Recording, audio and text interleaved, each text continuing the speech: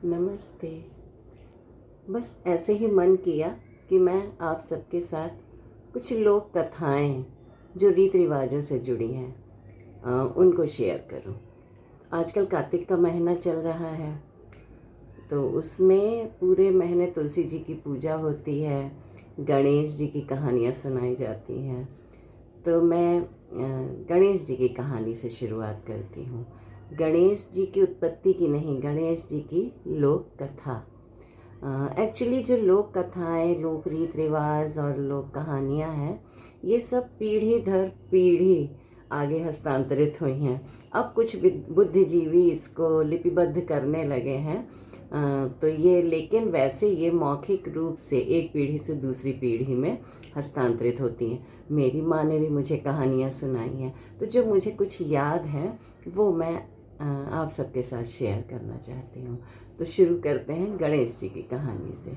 बाल गणेश की। एक बार गणेश जी ने सोचा कि धरती पर चलकर मैं अपने भक्तों की परीक्षा लेता हूँ, देखें उनमें कुछ धर्म कर्म बाकी है कि नहीं। तो उन्होंने एक छोटी सी बटोई क्यों कह ली, छोटी सी लुटिया में दूध ले लिया और एक कटोरी में जरा सा चावल और चल दिए।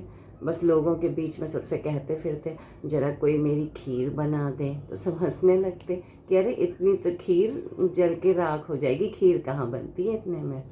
तो वो ऐसे ही कह रहे थे। तभी एक गांव में एक बुढ़िया जो थी वो पेड़ के नीचे बैठी बच्चों का खेल देख रही थी। वहाँ पहुँचे तो बूढ़ी माता ने पूछा, क्या हुआ बेटा, कहाँ भटक रहे हो? कि मैया कोई मेरी खीर नहीं बनाता है। तो उन्होंने कहा, अच्छा लाओ मैं बना देती हूँ तुम्हारी खीर। उन्होंने सोचा बच्चे का मन रख लेते हैं, तो वो अपने घर से एक बर्तन छोटा सा ले आई। तो उन्होंने कहा, अरे ये नहीं, थोड़ा बड़ा लेकर के आओ। तो वो बड़ा बर्तन ले आई। फिर वो जा कर के उन्होंने कहा, लेकिन देखो बेटा यहीं रहना, मैं तुम्हारे लिए खीर बनाऊंगी तो तुम आके खा लेना। तो उन्होंने खीर बनाना शुरू किया। अब खीर तो बढ़ने लगी, तो उन्होंने घर के और बर्तन निकाले, थोड़ा कटोरे वगैरह में खाली कर लिया और खीर जो थी वो बढ़ती जा रही थी। तो वो उनको कुछ लगा, हो ना हो ये गणेश भगवान ही है, क्योंकि वो गणेश भक्त थी। और फिर वो अड़ोस पड़ोस से भी बड़े बर्तन ले आई और खीर बनाई। खीर जब बन के तैयार हो गई तो उसने सोचा कि चलो ढूंढ के लाऊं इनको, ये गणेश भगवान ही हैं, इसलिए पहले उनको खिला लूँ तब हम खाएंगे। और वो चली उनको ढूंढने के लिए।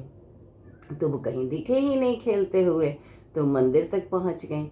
वहाँ देखा वो वहीं बाहर बैठे थे। इधर जब बूढ़ी माता गणेश जी को बुलाने के लिए गई तो घर में बहू को लगी थी भूख। तो उसने क्या किया कि 3 कटोरियों में खीर निकाली और एक गणेश जी के नाम की, एक सासू माँ के नाम की और एक अपने लिए।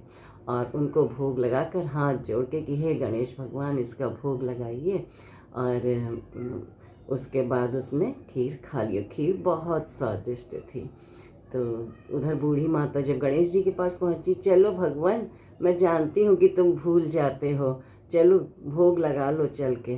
तो कहने लगे, अरे मैया तुम जिसको, मेरा भोग तो लग चुका है, घर जाओ देखो जाके। तो जब वो आई तो उन्होंने देखा कि बहू ने गणेश जी का और मेरा हिस्सा निकाल दिया है। तो उन्होंने वो खीर खाई तो खीर वाकई बहुत स्वादिष्ट थी। फिर अब वो सोचने लगी कि अब हम इतनी खीर का क्या करें। तो उन्होंने जो आसपास बच्चे खेल रहे थे उनको खिलाई, अड़ोस पड़ोस में बांटा। और फिर उन्होंने वैसे के वैसे ही वो बर्तन ज़मीन में गाड़ दिए, क्योंकि खीर तब भी बच रही थी। और उसके बाद वो भूल गई। फिर थोड़े दिनों बाद अड़ोस पड़ोस के लोग बर्तन मांगने वापस आने लगे। तो फिर उन्हें याद आया, तो उन्होंने खोद के जब बर्तन निकाले तो बर्तन तो सोने चांदी के हो गए थे, हीरे मोती से भर गए थे। जो खीर थी वो उसमें परिवर्तित हो गई थी। तो उन्होंने वैसे के वैसे ही वो बर्तन उन लोगों को दे दिए। और इस तरह से बूढ़ी माता परीक्षा में सफल हो गई, कह लीजिए पास हो गई। तो ये है छोटे से गणेश जी की बाल कहानी। तो अब मैं तो हर कहानी में या किसी न किसी बात में कुछ उसका तत्व ढूंढने की कोशिश ज़रूर करती हूँ। तो ये लोक कथाएं जो है ना, ये बहुत ही सहज और सरल, और सबसे बड़ी बात ये कि जो साधारण जनमानस है ना, भगवान वो उसको लगता है कि भगवान हम सबके बीच में ही हैं। और देखिए ना, गणेश जी उन्हीं बच्चों का केवल रूप है जिसमें गणेश जी का रूप छुपा हुआ है। और उसके बाद गांव में हम सब मिलजुल कर के खाते हैं। जब हम मिलजुल कर कोई चीज़ खाते हैं तो वो भोग बन जाता है और उसका स्वाद बढ़ जाता है। और रिश्तों से बढ़कर सोना चांदी नहीं है, इसीलिए बूढ़ी माता ने उसको वैसा का वैसा ही वापस कर दिया। तो जय गणेश भगवान की।